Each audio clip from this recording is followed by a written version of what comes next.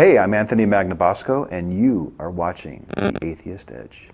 I'm not too familiar with like politics in general, so I'd probably like to kind of ask you about that. I have my best friend / roommate wants to run for office. Yeah, what area? I think she was just starting to look into it. She's been working with a lawyer.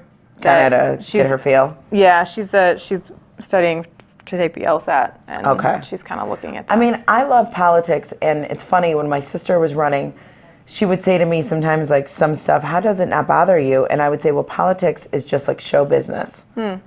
And being a theater kid in my whole life, being on the stage, being, an actor, it's the same thing. It's the popular win, the pretty win, it's show business. Wow. And it's very glamorous, and it can be very ugly at the same time.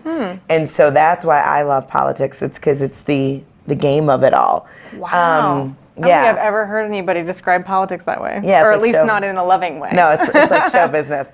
But I remember my grandmother was a precinct delegate, and so she had us, when I was 10, knocking on doors to get George Bush elected president. And who knew that I wasn't a Democrat? I didn't know. I was 10, so I've been politically involved my entire life. No. George Bush? George Bush was a Republican. Right. Yeah, but I mean, who knew that I wasn't, meaning like, was I a Democrat? Was I a Republican? Right, I didn't know because I was 10. Right. So who knew I wasn't, going to end up being a Democrat? Who knew that I was going to be a Republican, because that's what my mom and church, and that's what they taught us. Right. Yeah, so I thought that he said that you were a Democrat. Yeah, I'm a Democrat, yeah. Oh, okay. Yeah. Okay, you just confused me. So Yeah, sorry. No, I mean, You're like, totally fine. Yeah, I'm 10. Like, how, well, maybe yeah. Well, it's the same way with religion. It's about indoctrination, and, calling children Christian children or Jewish children, they have no way of being. I mean, we were raised in the church, so, and I still align with a lot of the beliefs. However, if I had kids myself, would I make them go to church? I can't say yes or no. I would want to say no, because I don't go to church myself. And I don't think, I would be like, you know what, if you want to believe this, believe that. If you want to, whatever you want to believe or don't believe or could care less, I don't care. Just don't be an ass. Right. Just don't be an ass. Yeah, well, and I think that's something that that can be difficult for believers to understand, is this sense of getting a moral code and getting good parenting and all of that outside of kind of the doctrine of religion. I hate that. And it's nice when like progressive believers are able to see the ability to kind of be moral alongside of it or outside of it. You know what pisses me off is that I have Christians say to me, how can I be a Democrat? How can you be a Democrat and love Jesus? Well, that's interesting. Well, what do you mean? You mean because I'm... What do you mean? You mean because I'm pro-woman, because I am pro-choice, because I don't believe in the death penalty, because I don't think I need to own a gun. Right. So because I'm not the ways of the church, I can't be politically, my own mind, and they don't like me. So it's like... That's interesting. Well, I don't want to go to your stupid church then. Yeah, I mean, I feel like Republican kind of side is very dominated by Christian perspective. Yeah. But I think that the loudest voices of it are more on the fundamentalist and not like the majority of I guess, progressive religious people. Yeah, well, that started in the early, if you could be a Republican of the old Republicans, where it was just about, fiscal conservative ideology, that's great, cool, I can hang with you and talk. But when you become a religious Republican, and that started in the 80s when Reagan basically invited the church in, that Jerry Falwell movement, that Jim Baker PTA, that the connection of religion and politics, and the Republican Party basically got taken over. Yeah, it seems that way. Yeah, it got taken over, and so when I can't align with those Republicans because it's all faith-based politics. Okay. Like I was saying to Jim, it's like you guys are no different than the Muslims that you profess to hate, where their religion dictates their politics. Yeah. So are public officials on the Republican side open about that? Because it seems like they can take advantage of the fact that they are so aligned with the religious sides and the rural sides, and that they'll appease that by talking about God. But I'm curious if like the actual people doing the governing on the Republican side are legitimately faith-basing their decisions. I don't think so. Yeah, I don't think so. I don't think so. I don't think so. I mean, maybe a small margin, but is Paul Ryan literally up there, flipping through the Bible as he's writing legislation? No. Right. That's just appeasing their base. Right. Okay. Yeah, just to get those votes. Yeah, because that's a little reassuring. Yeah. God, I hope. Yeah. Literally. Well, and I think when secular people talk about how scary, it was when Bush talked about using his Bible and using prayer to make decisions. That what's scary about that is that a religious kind of fundamentalist Christian is going to look at that and say, oh, well, you're using God and this kind of perfect all-knowing being to make the best decision for a Christian nation, not what we are. But people outside of that perspective see that as, you can interpret however you want to these ideas that are very vague and general, and create whatever reality in your mind that you want to, and then use that false understanding of what's real exactly to affect real change and do things that come with many, many consequences because he's at that powerful level, right? Right. If people in government are led by their faith-based beliefs, then they need to actually read their Bible or their Quran or their Torah and understand that, especially in the Christian Bible, there are many stories. They can go to King Solomon. It was about the two baby. It was about the baby and the two women. One said it was my baby. One said it was my baby. And, the decision by the woman whose baby it wasn't said, cut the baby in half. We can each have a baby. Oh, wow. And so that right there, it's like if you read the Bible as a historical text, not as a religious text, you can see some stories that would, governmental practices. Boom, it's right there. And so it's like... What would that be an analogy for? Well, that would be like if a decision came before me and I'm a government official and two parties need two certain things done.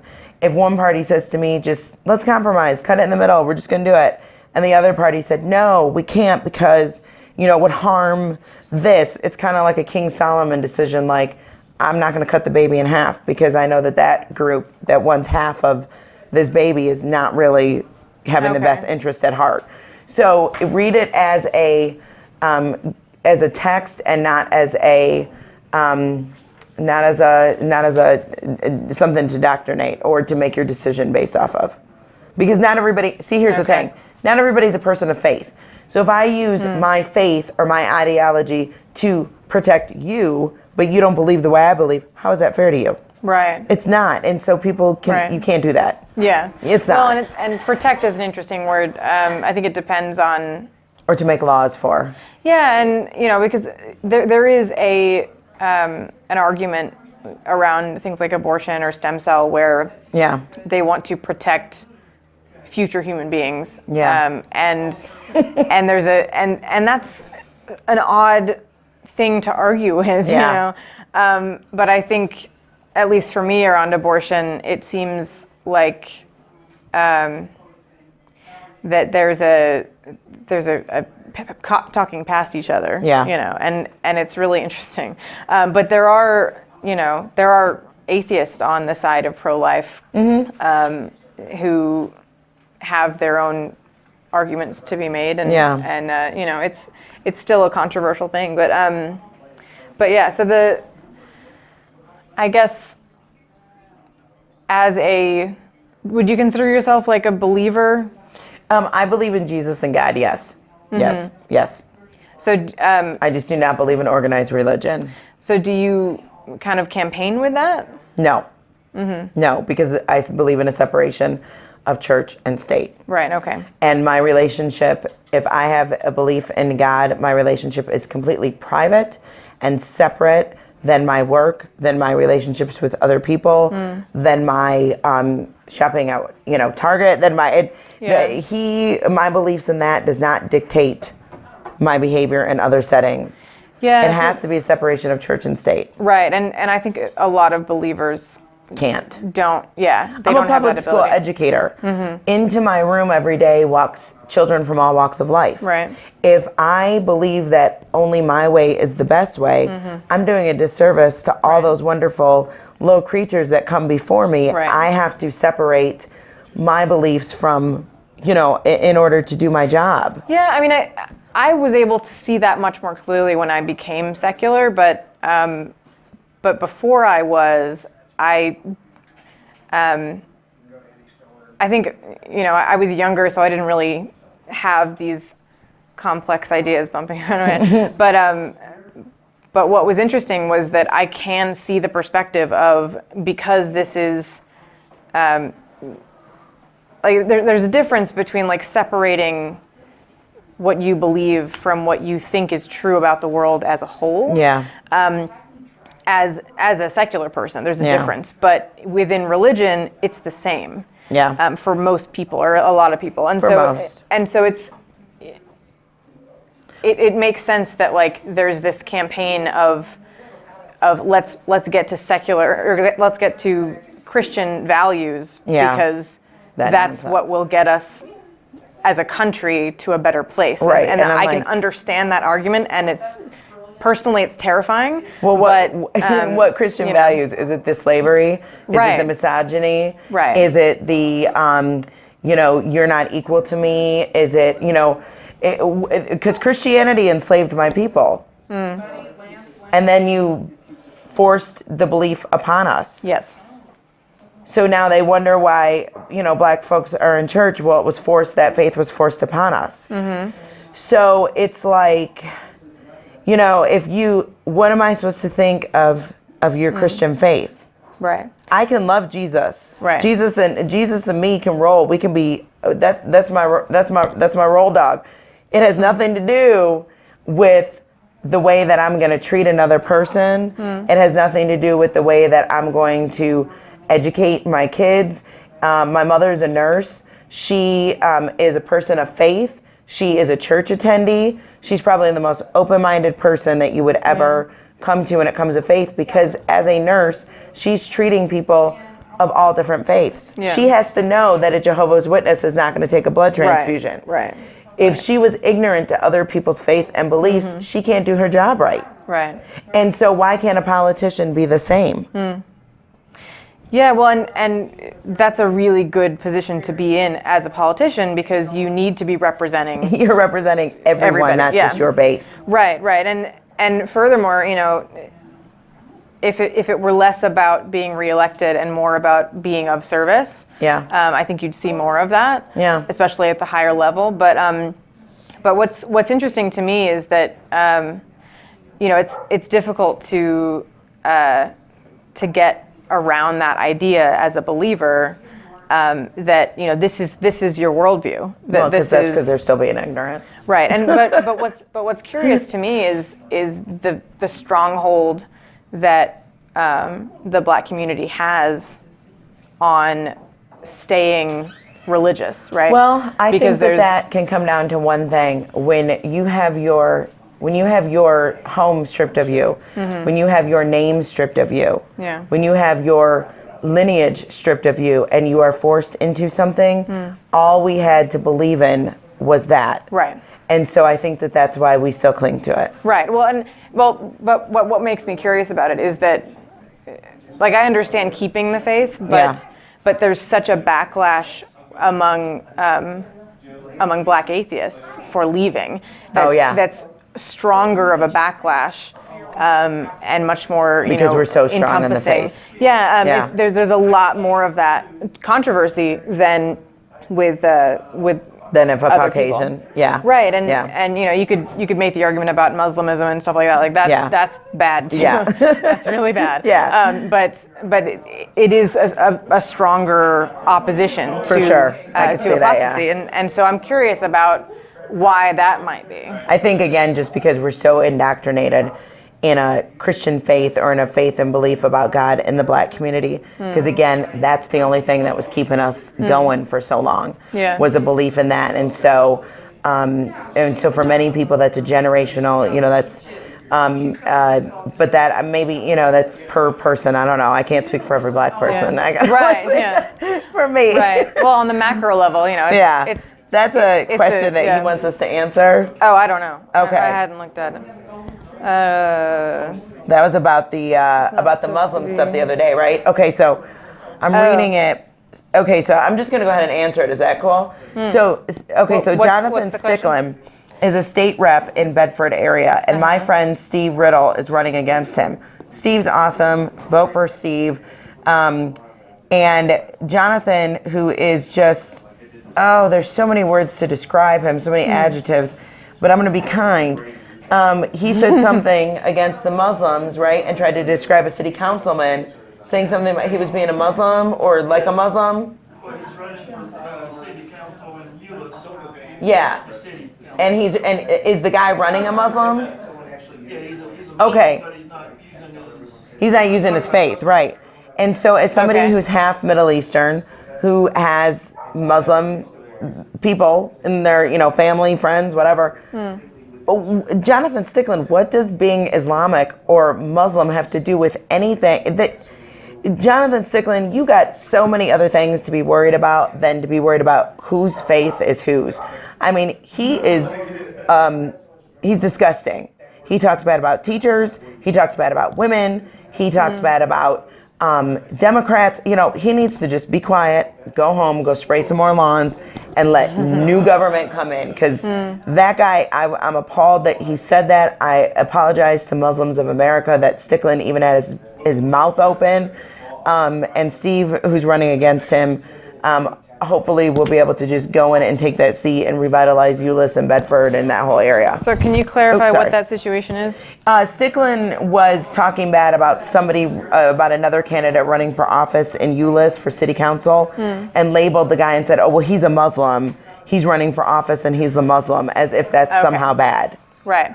Well, I think, especially in this current political climate, it is a scare tactic among certain people. It's a scare tactic, yeah. And that's to hate Muslims or some crap. Well, yeah. Well, I think it's more based in fear. Especially when people kind of consider this a Christian nation. You know, I keep doing that in quotes. It's really important that that's not the case.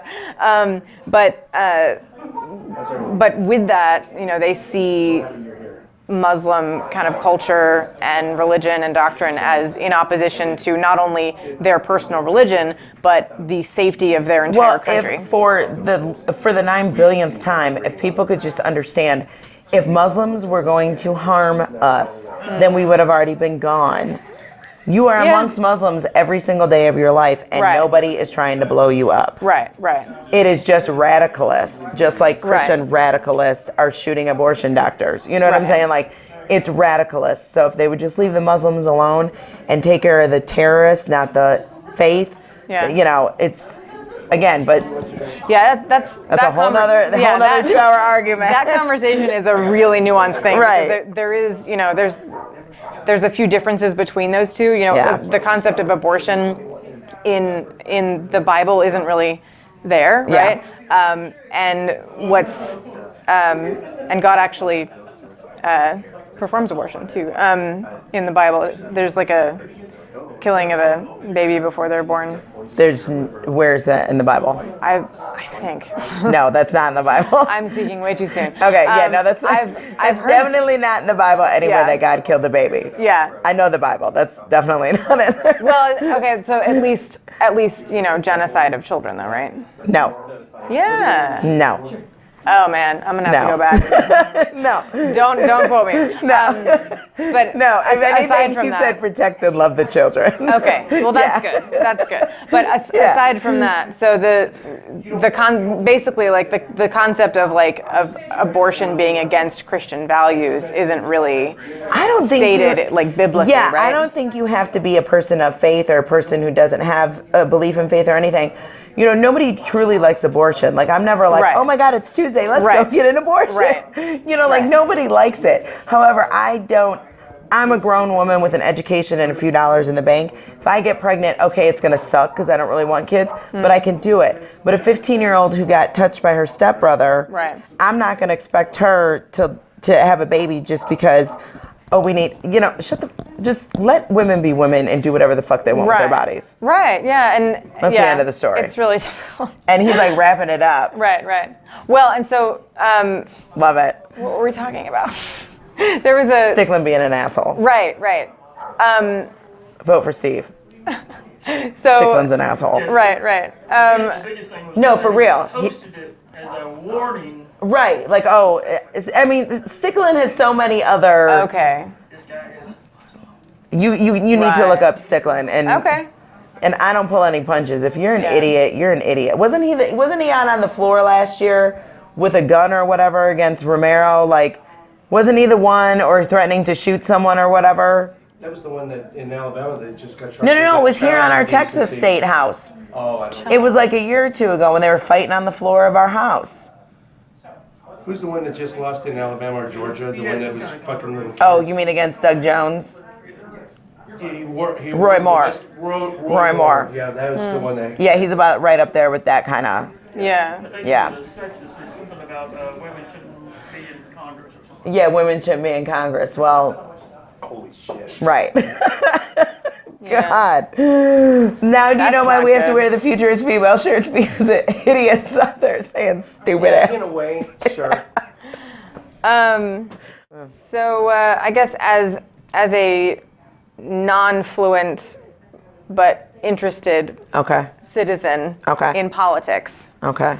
I'd be curious if you have any advice on how to kind of get through the bias back and forth and figure out what your actual stance is on things. Well, coming from an educator's point of view, because I believe that education is the foundation of any house, you have to educate yourself. Right. If you didn't pay attention in 7th grade history, if you didn't pay attention in your, political science classes in college, if you haven't read Julius Caesar, then you need to become educated about politics. Go to your local bookstore and get a political science book or order something offline and get educated just on the political system in general and how it works and how voting works, what the electoral versus the popular vote is, why we have representatives, why we have this, why we have that. Because if you're just throwing out, you need to know how the system works in order to understand why you have the beliefs you believe. Because not everything I believe is hardcore left Democrat. Right. There are some things that I can be a little more conservative on. Right. And so people need to understand what the ideology, what the political system is even like. Right. Before you can make a judgment. So you have to educate yourself. Yeah, I think there was a website that Join a campaign. Yeah. Yeah. I think there was a website that I found around the preliminaries of this past presidential election that was called isidewith.com, and it went through specific issues and asked you where you stand on certain things, and then at the end of that quiz, you'd find out percentage-wise how much you agreed with each candidate's platform. And so that alone, I think, is a big change or a shift in how a lot of people deal with politics, is that a lot of it's emotion and it's not a lot of it's not a lot of dealing with the actual policies. And for example, people that I know will just vote a party line because that's what they think that they're going to need. But when they actually take that quiz, they find that they're much more in the middle between the two parties. And I think everything comes down to the topic at hand, regionally in the United States, where the person is, what the gender of the person is, what the race makeup, the faith makeup, the belief makeup, the education makeup of the person is. There's no one way of belief or another when it comes to politics. And again, I just urge Americans, if you don't understand the political system and you didn't pay attention in 7th grade history because you're too busy sleeping, then you need to go inform yourself and you need to become educated. There's nothing wrong with being intelligent about something. And I can't explain it to you unless you guys want to come to, unless I just get 5,000 people in and we have a 5-day long seminar. Right. But it's like, you have to become educated about a topic and understand what the political system is like, because until we do, the top 1% will always stay in power. Atheist Edge. See, that's the We thing like to people don't just have understand. I'm like, conversations. Jesus would be looking at this church like, what the fuck have you done to my church? Tonight. What? He would be looking at the church like, what the fuck have you done? Oh yeah. I've seen The church that things you go like to? No, like Christianity in general. yeah. He'd be like, Walking the edge of what some consider offensive.